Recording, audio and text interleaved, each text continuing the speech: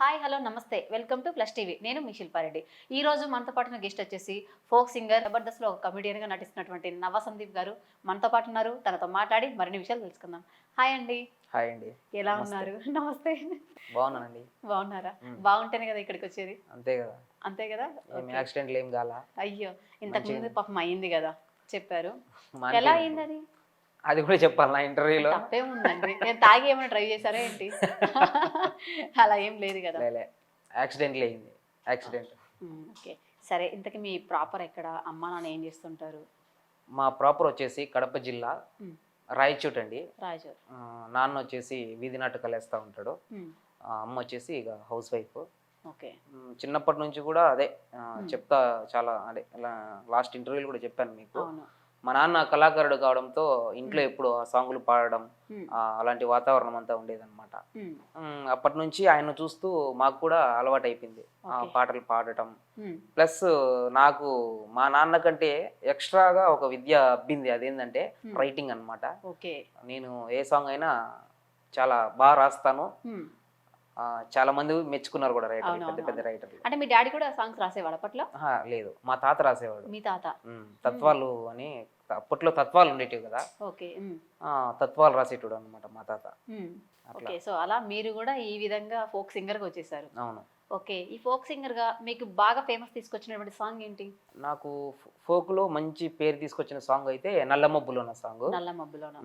అప్పట్లో చాలా అంటే మంచి ట్రెండింగ్ అయిందనమాట. అప్పుడు టిక్ టాక్ కానీ, ఇన్స్టాగ్రామ్ కానీ వీటిలో బాగా వైరల్ అయింది. ఇప్పుడు మళ్ళీ దాన్ని పార్ట్ 2 చేసినాము. ఓకే, పార్ట్ 2 కూడా. అది కూడా ట్రెండింగ్ లో ఉంది ఇన్స్టాగ్రామ్. సూపర్. మరి మా కోసం ఒక్కసారి పాడతారా ఆ పాట? ఆ సాంగ్ పాడాలనా? బాధగా ఉందమ్మా, గుండె బరువు అవుతుందమ్మా, చూడాలనుందమ్మా, నిన్ను చేరాలనుందమ్మా, పారేటి వాగుల్లో ఈతలు గొట్టిన రోజులేడబాయే బుజ్జమ్మా, కురిసేటి వానల్లో వడగండ్లు పట్టిన జ్ఞాపకాలు మరువలేనమ్మా, గురుతులన్నీ గుండెలో నగువలాయనే, గూడు వదిలి ఎంతకైనా పోకపోయనే, పంజరాన బందీ అయిన పావురాయినే, రెక్కలుండి ఎగిరే స్వేచ్ఛ లేకపోయనే, బాధగా ఉందమ్మా, గుండె బరువవుతుందమ్మా, చూడాలనుందమ్మా, నిన్ను చేరాలనుందమ్మా, నింగిలో ఉన్నవని మేఘాల పల్లకి ఎక్కేసి నీ కోసం ఎగిరి రావాలా, చుక్కల్లో దాగావని మెరుపు జాడల్లోన విశ్వమంతా తిరిగి అరచి పిలవాలా, రావని తెలిసిన రమ్మని పిలిచేటి పిచ్చోడినే నేను ఉయ్యాలా, గోరు ముద్దలు పెట్టి గోగు పూలు తెచ్చి ఎన్నెలొస్తదంటే నమ్మాలా, నల్ల మబ్బుల్లోన సల్లంగా కూసున్న సందా మామా, ఈ రామయ్య బాధని సీతమ్మ చూసేటి రోజు ఏదమ్మా, తారల తోటల్లో కలకలలాడేటి జాబీలమ్మా, నా కళ్ళల్లో వెలుగులు వెలవెలబోతుంటే చూడవెందుకమ్మా, రావా రావా పిల్ల, నువ్వు రానే రావా పిల్ల, రావాలని ఆశ ఉండి రాకపోతివా, లేక సచ్చేదాకా రాకూడదనే లెక్క రాసుకుంటివా, బాధగా ఉందమ్మా, గుండె బరువవుతుందమ్మా, చూడాలనుందమ్మా, నిన్ను చేరాలనుందమ్మా. ఈ సాంగ్ అన్నమాట. చాలా బాగుంది. ప్రెసెంట్ ఇన్స్టాగ్రామ్ లో కూడా చాలా మంది ఈ సాంగ్ కి ఎంత మంది రీల్స్ చేశారు? చాలా మంది చేశారు. ట్రెండింగ్ లో ఉంది. ప్రెసెంట్ అయితే ట్రెండింగ్ లో ఉంది. ఇది అలాగే రాతలలో రాధమ్మ అనే సాంగ్ కూడా మంచి ట్రెండింగ్ లో ఉంది. అది కూడా వీడియో షూట్ రేపు ఎల్లుండి చేస్తున్నాను. ఓకే, మీరేనా అందులో? నేనే చేస్తున్నాను. Okay, super. ఈ 2 సాంగ్లో నేనే చేస్తున్నాను. ఎక్కువగా మీరు లవ్ ఫెయిల్యూర్ సాంగ్స్ పాడుతుంటారు, ఎందుకని? నాకు తెలిసి మేబీ మీకు లవ్ ఫెయిల్యూర్ అయింది అనుకుంటున్నా. లవ్ ఫెయిల్యూర్ అంటే ఒకప్పుడు ఉండే, అదే 10th క్లాస్ లో అది అన్నమాట. ఓకే, సో లవ్ ఫెయిల్యూర్ ఉందని ఇలా లవ్ ఫెయిల్యూర్ సాంగ్స్ పాడుతున్నారా? అట్లనే ఏం లేదు. నేను రీసెంట్ గా మన Raghu Kunche music director sir ఉన్నాడు కదా, రఘు కుంచే సార్, ఆయన సినిమాకి కూడా ఒక సాంగ్ రాశాను, ఐటమ్ సాంగ్. పెద్ద సినిమా, ఐటమ్ సాంగ్, పెద్ద సినిమా. ఆ సాంగ్ ఏంటంటే శ్రేయ ఘోషల్ పాడుతుంది. ఓకే, నేను రాసిన సాంగ్. అది కూడా త్వరలో రిలీజ్ అవుతుంది. ఓకే. సిబ్లింగ్స్ ఎంతమంది మీరు? 3. ముగ్గురు. మీరేనా లాస్ట్ ఇక? లేదు, నేను 2. మీరు సెకండ్. ఓకే. తమ్ముడు అమ్మాయిలా? ముగ్గురు అబ్బాయిలేనా? ముగ్గురు అబ్బాయిలమే. ముగ్గురు అబ్బాయిలే. ఓకే. అన్నయ్యకి మ్యారేజ్ అయిందా? అన్నకి ఇంకా కాలే, నాకు కాలే, తమ్ముడికి కావాలి. మీకు ఇవ్వకపోతే ఇంకా తమ్ముడికి ఇంకేమవుతుంది? అంతే కదా. అవును. వాళ్ళు ఏం చేస్తున్నారు ప్రజెంట్? అన్న వచ్చేసి మామూలుగా ఎలక్ట్రీషియన్ అన్నమాట వర్క్. తమ్ముడు వచ్చేసి ఇప్పుడు పోలీస్కి సెలెక్ట్ అయ్యిండు. ఓకే. ఇంకా నేను వచ్చేసి బేకార్. బేకార్ ఎందుకు అవుతుందండి? ఇంట్లో వచ్చేసినా కదా. ఓకే. బేసిక్ గా మీరు ఇలా ఇండస్ట్రీకి రావాలని చెప్పేసి ఇంట్లో నుంచి పారిపోయి వచ్చారు కదా. అవును. మరి మీ అమ్మ మీ నాన్న ఇప్పుడు ఓకేనా? మరి సపోర్ట్ ఇప్పుడు ఓకే. ఎన్ని ఇయర్స్ అలా దూరంగా ఉన్నారు అమ్మ నాన్నకి? హైదరాబాద్ వచ్చేసిన తర్వాత 1 ఇయర్ అసలు నేను ఇంట్లో వాళ్ళతో కాంటాక్ట్ లేనమాట అప్పుడు. దాని తర్వాత 1 ఇయర్ తర్వాత నేను మా టీవీలో the great Telugu laughter challenge అని చెప్పేసి బ్రహ్మానందం గారిది ఒక కామెడీ షో చేశాను. ఓకే.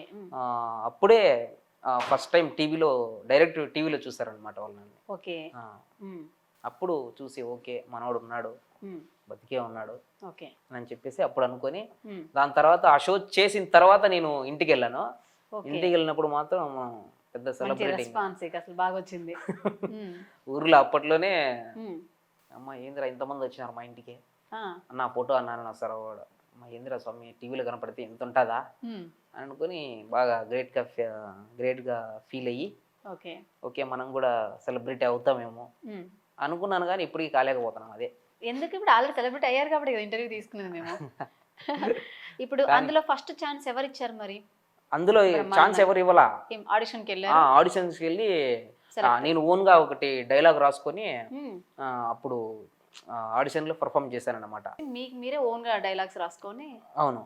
అప్పుడు నా ఓన్ డైలాగ్తో నేను వెళ్ళి ఆడిషన్ ఇస్తే అప్పుడు ఫస్ట్ జబర్దస్త్ని స్టార్ట్ చేసింది ఆయన అన్నమాట, డైరెక్టర్ కే సంజీవ్ సార్ అని చెప్పేసి. ఆయన నన్ను సెలెక్ట్ చేశాడు ఫస్ట్. ఆయన చేసిన తర్వాత the great Telugu laughter challenge అనే ప్రోగ్రామ్ లో పార్టిసిపేట్ చేశాను. నేను ఇండస్ట్రీకి వచ్చిన తర్వాత ఫస్ట్ టైం బ్రహ్మానందం గారి ముందు పర్ఫామ్ చేశాను, నా ఫస్ట్ షోనే. దాని తర్వాత పటాస్ ఆడిషన్స్ పడడము, పటాస్ లో నేను సెలెక్ట్ అవ్వడము, దాని తర్వాత ఇంకా జబర్దస్త్, అదిరింది, కామెడీ స్టార్స్ ఇవన్నీ చేసుకుంటా అట్లా. సూపర్. నార్మల్ గా ఈ సద్దాం టీమ్ లో ఎక్కువ చేస్తారా, లేదంటే ఏ టీం అయినా ఓకేనా మీకు? లేదు, ఎక్కువ అంటే ఏ టీం అయినా ఓకే, కానీ సద్దాం అన్న టీంలో ఎక్కువ చేసేటోను. ఓకే. సద్దాం అన్న టీంతో చేస్తారు కాబట్టి మన సద్దాం గురించి ఏమైనా చెప్తారా? సద్దాం గురించా? మంచి పర్సన్, వెల్ టాలెంటెడ్, ఏదున్నా మిమిక్రీ కానీ లేదంటే ఆయనకు రైటింగ్ స్కిల్స్ కూడా బాగున్నాయి. రైటింగ్ ఆయన మిమిక్రీ చేయగలడు, ప్లస్ ఇమిటేషన్ బాగా చేస్తాడు అనమాట.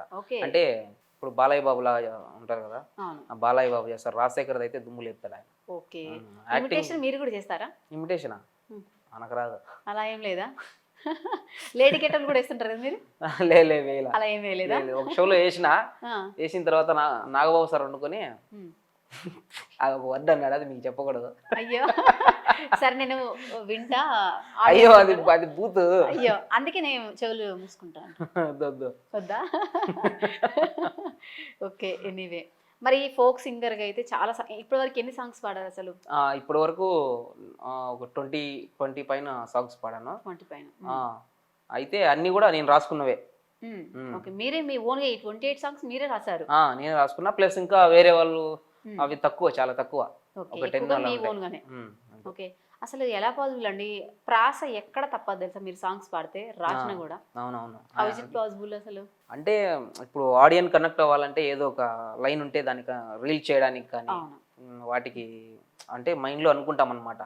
ఇది హైలైట్ గా లైన్స్ రాస్తే దాన్ని బేస్ చేసుకొని ఇన్స్టాగ్రామ్ లో రీల్స్ చేస్తారా, అవి ట్రెండ్ అవుతాయి అని చెప్పేసి ఒక థాట్ తో అలా ప్రాసలు అవి వింటే బాగుంటది అని చెప్పేసి.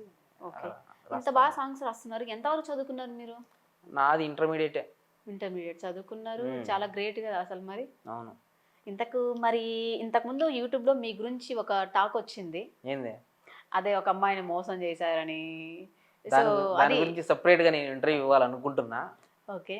దాని గురించి చెప్తా, ఖచ్చితంగా చెప్తా, ఖచ్చితంగా మాట్లాడాలి. చెప్పరు అంటారు ఆ టాపిక్ ప్రెజెంట్. అంటే విప్పితే అన్ని ఒకేసారి ఇంకా బయటకు వచ్చేసేయాలి, అందువల్ల నేను చెప్పట్లేను అనమాట. అంటే మీరు మోసపోయారా, తనని మోసం చేసింది అంటే తనని మీరు మోసం చేశారా? అవన్నీ చెప్తా, ప్రామిస్ చెప్తా, నీకే ఇంటర్వ్యూ ఇస్తా, నీకే చెప్తా అన్ని. నీకు ఆల్రెడీ చెప్పినా కూడా మాట చెప్పాను. అంటే చెప్పారు కదా, సో మళ్ళీ ఇప్పుడు ఇంటర్వ్యూ తీసుకున్నాడు, మేబీ చెప్తారేమో అని అడిగానండి. లే, దాని గురించి సపరేట్ ఒక 10 ఎపిసోడ్లు చేద్దాం. 10 ఎపిసోడ్లు చేద్దామా? ఎందుకు, ఇది ఏమైనా బతుకు జట్కామండి చేయడానికి? బతుకు ఓకే, జట్కా బండి లాంటిదే కానీ ఉమ్, ప్రాబ్లం అంటే ఎమోషన్ అవన్నీ వచ్చేస్తాయి బయటికి, అందువల్ల. జబర్దస్త్లో మళ్ళీ రీ ఎంట్రీ ఇచ్చారు కదా, అవును. ఎలా అనిపిస్తుంది? నేను ఇంకా ఇవ్వలేదు, మా వాళ్ళు ఇచ్చిర్రు. ఉమ్, నేను వెళ్తా, మన ఓకే, త్వరలోనే. వేరే వర్క్స్ వల్ల నేను రాలేము. అంటే అన్న పిలిచిండు సద్దామన్న చాలాసార్లు, ఉమ్, నాకు బయట వేరే వర్క్స్ ఉండడం వల్ల నేను వెళ్ళలేకపోయినా. ఓకే. ఖచ్చితంగా వెళ్తా మళ్ళీ. ఇంతకు ముందు కంటే జబర్దస్త్ ఇప్పటికి ఉన్న జబర్దస్త్కి తేడా ఏమన్నా ఉందా? ఇంతకుముందు అన్నపూర్ణ స్టూడియోలో ఉండేదన్నమాట, ఆ. ఇప్పుడు తుక్కు కూడా పోయింది. అదే సో అదే అదేనా తేడా. తేడా? ఓకే, నిజం చెప్పాలంటే మీరు కామెడీ అక్కడే స్టేజ్ మీద మా ముందు కూడా వేస్తారనమాట. ఇదే కామెడీ అనుకుంటున్నావా నువ్వు? మరి దీని కూడా కామెడీనే కదా ఇక. ఏదో సెటైర్ వచ్చింది చేసినాం అంతే. ఓకే, అంటే ఎలా అనిపిస్తుంది? ఒకప్పుడు చాలా మంది ఫుల్ అసలు ఎప్పుడు చూసిన జబర్దస్త్ అంటే ఎంత హ్యాపీనెస్ అనిపించేది. ఇప్పుడు జబర్దస్త్ అంటే మొత్తం బూతే కనిపిస్తుంది అని చెప్పేసి అంటున్నారు. బూతా అంటే బ్యాడ్ వర్డ్స్ ఎక్కువగా యూజ్ అంటే జనరేషన్ కూడా చేంజ్ అయింది కదా. ఇప్పుడు ఇన్స్టాగ్రామ్, మీరు ఒక ఇన్స్టాగ్రామ్ ఓపెన్ చేసి చూడండి, దాంట్లో చాలా వరకు వల్గరే వస్తూ ఉంటుంది. ఇప్పుడు ఫ్యామిలీ ఆడియన్స్ తగ్గిపోయారు చాలా వరకు. నిజమే, ఫ్యామిలీ ఆడియన్స్ తగ్గిపోయారు. వాళ్ళు కూడా ఇప్పుడు ఏదైనా వల్గర్ ఉంటే నవ్వుదామా అని చెప్పేసి చూస్తున్నారు అనమాట. అందువల్ల వాళ్ళు కొంచెం వల్గర్ అట్లా మిక్స్ చేసి చేయడంలో తప్పు లేదు, ఎందుకంటే జనాలు నవ్వుతున్నారు. సో జనాలకు కావాల్సిన అదే కాబట్టి మీరు కూడా అలానే చేస్తారు అంటారు ఇక. సో అంటే ఒకప్పుడు లేదు కదా ఇలా, బూత్ లేకపోయినా జబర్దస్త్ చూసేవాళ్ళు కదా మరి. సో ఇప్పుడు అప్పుడు జనాల మెంటాలిటీ కూడా ఆ విధంగా ఉండేది అనమాట. అంటే న్యాచురల్ కామెడీ, ఏం బూత్ లేకుండా అలా ఉండేది అనమాట. ఇప్పుడు రాను రాను అందరూ ఏమైపోయినారో, ఎమ్రా అనే వాడు ఎమ్రా నా కొడక అనే స్టేజ్కి వచ్చినాడు. అవును, అని నిజమే. ఇప్పుడున్న ఈ ఆడియన్స్ కూడా అలానే తయారవుతున్నారు అసలు, చాలా టూ మచ్ గా. అంటే ఇన్స్టా ఓపెన్ చేస్తే బూత్ వర్డ్సే వస్తున్నాయి. ఆడవాళ్ళు కూడా ఒకప్పుడు అబ్బాయి అని పిలిచేవాళ్ళు, ఇప్పుడు దెబ్బాయి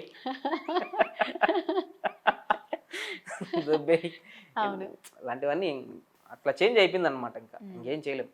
ఓకే, 28 సాంగ్స్ రాశారు, పాడారు కాబట్టి ఆల్రెడీ ఒక సాంగ్ పాడారు. మీకు నచ్చిన సాంగ్ ఇంకేమైనా పాడతారా మా కోసం? నాకు నచ్చిన సాంగ్ అదే రాతలో లేని రాదమ్మ, రీసెంట్గా వచ్చింది. ఓకే.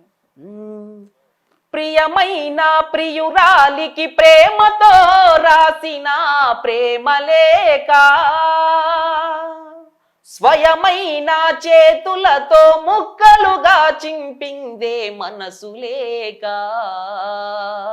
నువ్వు ఊర్వశివని కాదే నిన్ను ప్రేమించింది, నువ్వు దేవతవని కాదే నిన్ను పూజించింది, నువ్వు నింగివని కాదే నేలనేనయింది, నా ప్రాణమ్మనే కదా నీకు అలుసయ్యింది, రాతలో లేని రాదమ్మ చెప్పలేనంత బాదమ్మ, గుండెలో నీదే పేరమ్మ చెరిపినా పోనే పోదమ్మ, రాతలో లేని రాదమ్మ గీతనే గీసినవమ్మ, దాటితే తప్పే నాదమ్మ ప్రేముంటే నువ్వే రావమ్మా,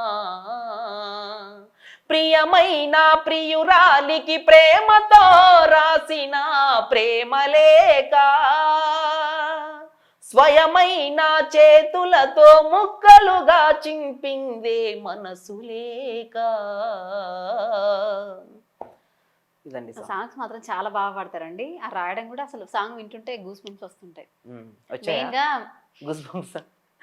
మా లాంటి ఆడవాళ్ళని బేస్ చేసుకొని, అంటే అందరూ ఉండరు కదా అండి అలా, అంటే మోసం చేసేవాళ్ళు, మీరు మోసపోయారని చెప్పేసి అందరూ అట్లా ఉండరు కదా. అందరూ అట్లా ఉండరు, కాకపోతే అవే రాస్తారు మీరు, లవ్ ఫెయిల్యూర్ సాంగ్స్. అంటే నేను ఆ ఫీల్ ఎలా ఉంటుందో అనిపించినాను కాబట్టి వస్తాయి. అంటే నాకు అదే వేలో చూస్తాను. ఓకే, అంటే లవ్ ఫెయిల్యూర్ గురించి మీరు అనుభవించారు కాబట్టి లవ్ ఫెయిల్యూర్ గా రాస్తున్నారు. అంతకుముందు లవ్ బాగానే ఉన్నది కదా, ఆ లవ్ బేస్ చేసుకుని ఒక మంచి సాంగ్ రాయొచ్చు కదా. ప్రజెంట్ అయితే ఆ థాట్స్ ఏం లేవా? మొత్తం లవ్ ఫెయిల్యూరా, లేదంటే ఐటమ్ సాంగా, లేకపోతే ఓకే ఐటమ్ సాంగ్ కూడా పాడతారా? అదే పాడారని చెప్పారు కదా, మా ముందు మా కోసం.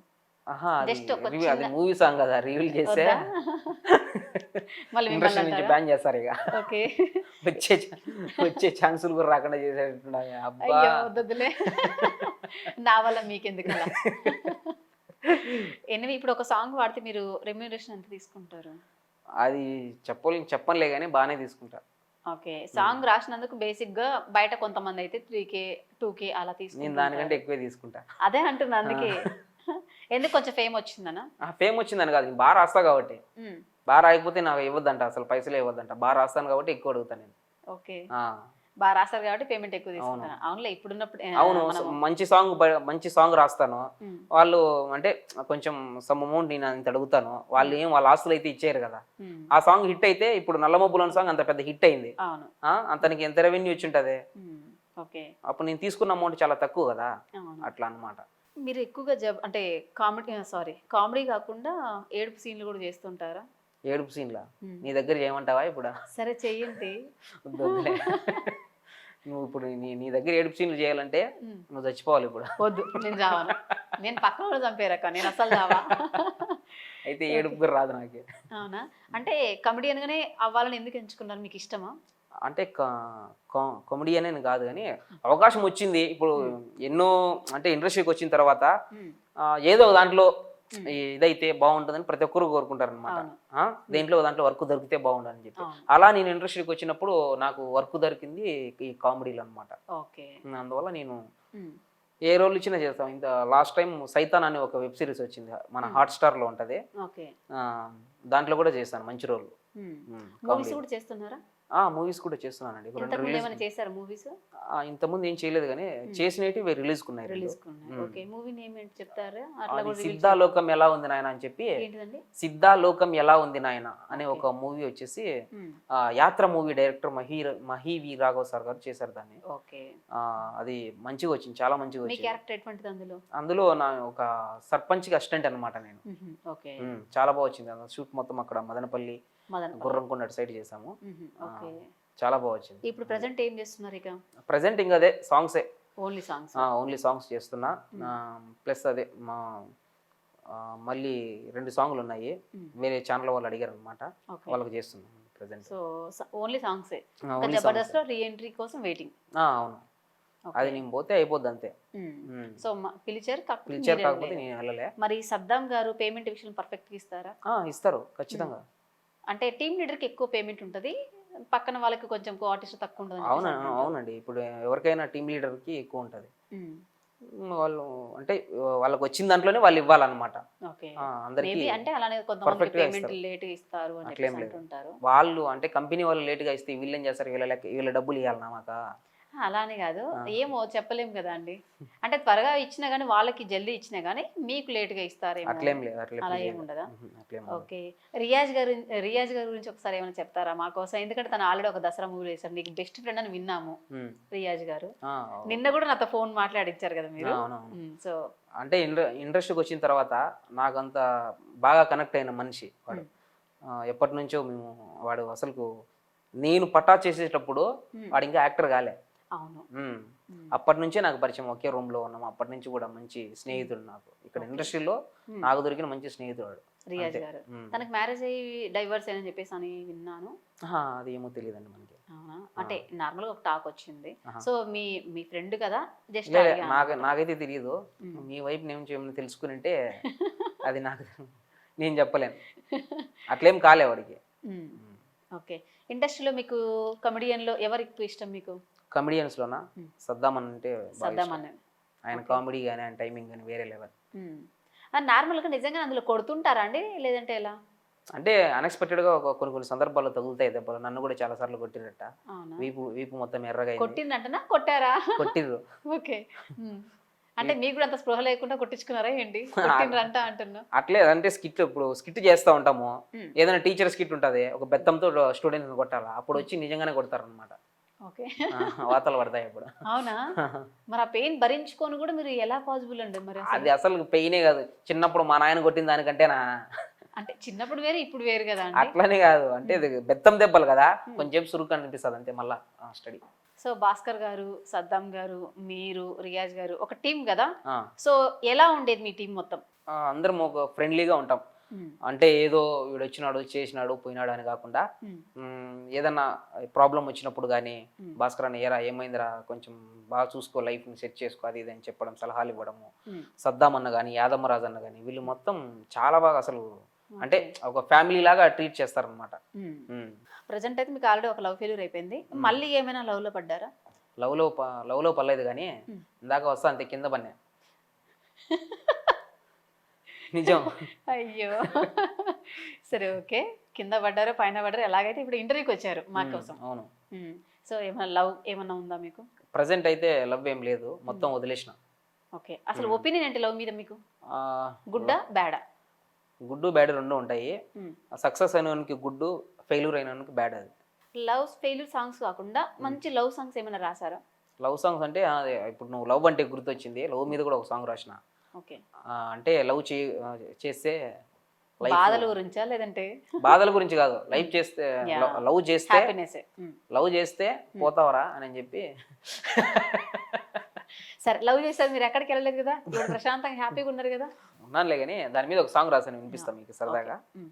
గోలుని ప్రేమించినోడు ఎలోన్ మస్క్ అయితే, గర్లుని ప్రేమించినోడు దేవదాసు అయ్యిండు, బల్పుని కనిపెట్టినోడు సైంటిస్టు అయితే, ఈ లవ్వుని కనిపెట్టినోడు పాగల్ గాడయ్యిండు. తాజ్ మహల్ కట్టిన షాజహాన్ మనసులో ప్రేముందో, ముంతాజు టార్చర్ ఉందో, చరిత్రలో మిగిలిన రోమియో జూలియట్లు గొడవ పడని రోజుందా ఎవరికి తెలుసో. అందుకే మా అమ్మ లవ్ అంటే ఇంగ్లీషు మీడియం, అది అర్థం కావాలంటే మనం తెలుగు మీడియం. మా అమ్మ లవ్ అంటే మాసిపోయిన గెడ్డం, దాన్నట్టాగే వదిలేస్తే మనకు పెద్ద అడ్డం. గోలుని ప్రేమించినోడు ఎలోన్ మస్క్ అయితే, గర్లుని ప్రేమించినోడు దేవదాసు అయ్యిండు, బల్పుని కనిపెట్టినోడు సైంటిస్టు అయితే, ఈ లవ్వుని కనిపెట్టినోడు పాగల్ గాడయ్యిండు. ఇలా ఉంటది. ఈ సాంగ్ కి ఆర్పి పట్నాయక్ సార్ మ్యూజిక్ చేశాడు అనమాట. ఓకే, ఇంకా రిలీజ్ అవ్వలే, రిలీజ్ అవుతుంది, అదిరిపోద్ది సార్. Okay super. ఎనీవే మా అమ్మాయి గురించి అంటే మీకు చాలా కోపం వస్తుంది అనుకుంటా. అసలు మామూలు కాదు, ఇప్పుడు నిన్ను కూడా చంపేయాలనిపిస్తుంది. మా సార్ వస్తారు మళ్ళీ. ఓకే ఎనీవే, పెళ్లి చేసుకోవాలని ఏమైనా ఉద్దేశం ఉందా ఇప్పుడు ప్రజెంట్? ప్రజెంట్ అయితే లేదు, పెళ్లి అంతే కదా. అంతేనా? అంటే ఎటువంటి అమ్మాయి రావాలని కోరుకుంటున్నారు? ఇంతకుముందు కూడా చెప్పానండి మీకు, అంటే అంటే ఒక సింగర్ ప్రొఫెషన్ ఉండే అమ్మాయి అయితే. అవును, ఇద్దరం పాటలు పాడుకుంటుండొచ్చు ఇంట్లో మంచిగా. ఓకే అందుకా. ఓకే, సింగర్ అంటే గుర్తొచ్చిందండి, రీసెంట్ గా పాపం ఫోక్ సింగర్ శృతి గారు కూడా చనిపోయారు. అవునవును, ఆ అమ్మాయి అసలు నేను కూడా అంటే మీకు ఇంతకుముందు ఒక సాంగ్ వినిపించాను కదా, అది కూడా అమ్మాయితో అంటే పాడించాలనుకున్నాం కానీ చాలా దారుణం నిజంగా. మీకేమైనా తెలుసా తన గురించి? తన పరిచయం? అసలు పరిచయం లేదు, కానీ ఇన్స్టాలో వాళ్ళు పేరడీ సాంగ్స్ పాడుతుంటే, ఎందుకంటే నేను కూడా పేరడీ సాంగ్స్ పాడుతూ ఉంటాను కదా, అందువల్ల వాళ్ళ చూసి ఆ సాంగ్ చూసి బాగా నవ్వుకున్నట్టు అనమాట. ఓకే, బట్ ఎనీవే కొంచెం ఇది ఒక బాధాకరమైన విషయం ఫోక్ ఇండస్ట్రీలో. ఎనీవే మీలాంటి వాళ్ళకు మంచి మంచి అవకాశాలు రావాలని మనస్ఫూర్తిగా కోరుకుంటున్నా. అవి ఆడవాళ్ళ మోజులో పడి పోగొట్టుకోకూడదని కూడా కోరుకో. ఎందుకంటే మా ఆడవాళ్ళని ఇలా అంటారు అసలు చెప్పండి? చాలా మంచి వాళ్ళు మా ఆడవాళ్ళు, మంచిగా ఉంటే మంచి, చెడుగుంటే చెడు. అవునవును, అంతే. అర్థమవుతుంది మీరు అవునవును అంటుంటేనే. ఓకే ఎనీవే, థ్యాంక్ యూ నవసందీప్ గారు, థ్యాంక్ యూ సో మచ్. చూసారు కదండి మన నవసందీప్ గారితో ఈరోజు ముచ్చట్లు. చాలా అంటే చాలా, అమ్మాయిలు అంటేనే కోపం వస్తుందంటే ఎందుకో మరి. మరింత ఎంటర్టైన్మెంట్తో మరొక ఎపిసోడ్తో మీ ముందుంటా నేను, మీ శిల్పారెడ్డి.